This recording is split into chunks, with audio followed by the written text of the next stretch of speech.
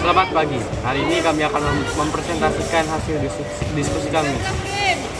1. Penerapan Pancasila menurut sila-sila Pancasila.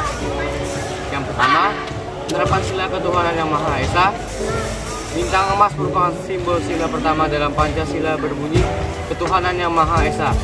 Sila pertama sangat mengutamakan aspek ketuhanan dalam setiap segi kehidupan kita. Berikut ini contoh penerapan Pancasila, khususnya sila ketuhanan yang Maha Esa dalam kehidupan sehari-hari. 1.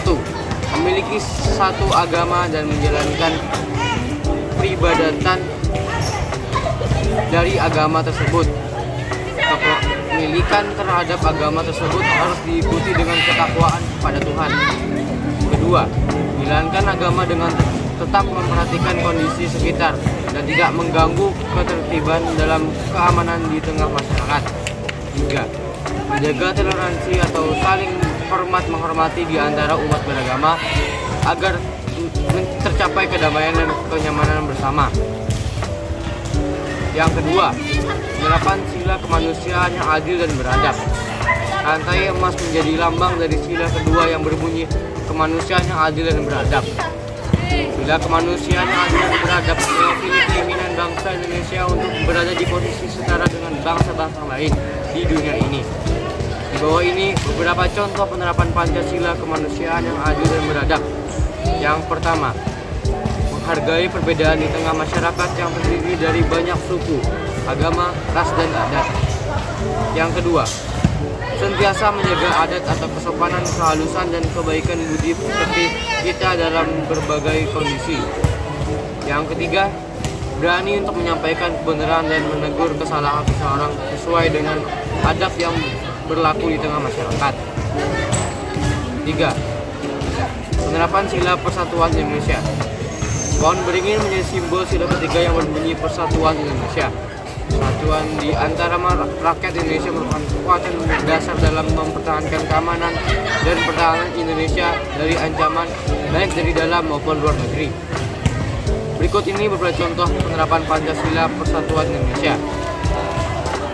1. Cinta terhadap tanah air demi menjaga persatuan dan kesatuan bangsa. 2.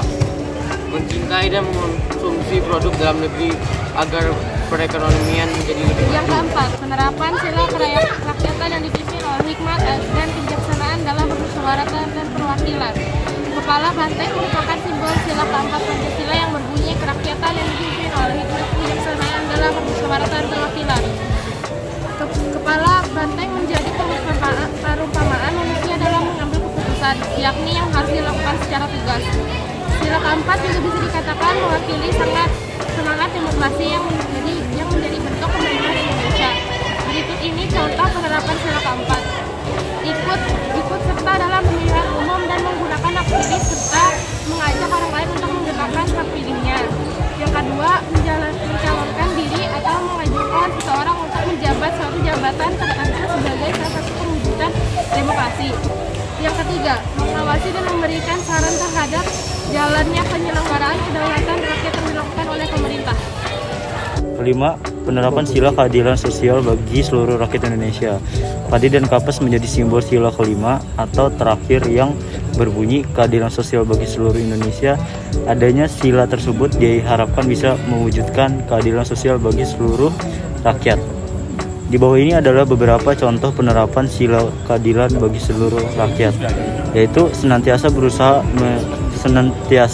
sebaik mungkin untuk membantu orang-orang yang sedang dilanda kesulitan, menghargai karya atau hasil ciptaan orang lain, berani memperjuangkan keadilan baik untuk diri sendiri atau orang lain, dan membantu orang lain untuk memperjuangkan keadilan. Yang menjadi hambatan dalam penerapan nilai-nilai Pancasila adalah faktor-faktor penghambat nilai-nilai Pancasila belum diamalkan secara baik dapat dibedakan atas faktor internal, yakni tingkat kesadaran masyarakat masih kurang, dan faktor eksternal, kurangnya kontrol dan kurangnya panutan di dalam masyarakat. Tantangan bagi pelajar untuk menerapkan Pancasila di era digital. Tantangan bagi pelajar untuk menerapkan Pancasila. Berikut ini adalah tantangan bagi pelajar untuk menerapkan Pancasila di era digital. 1.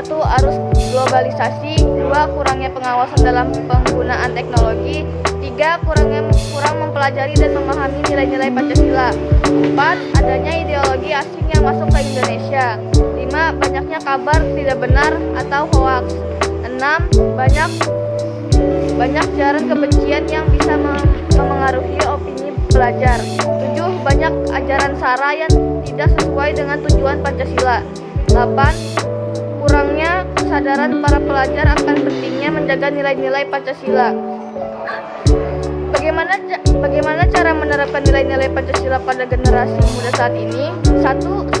Belajar sungguh-sungguh. Sebagai belajar sungguh-sungguh.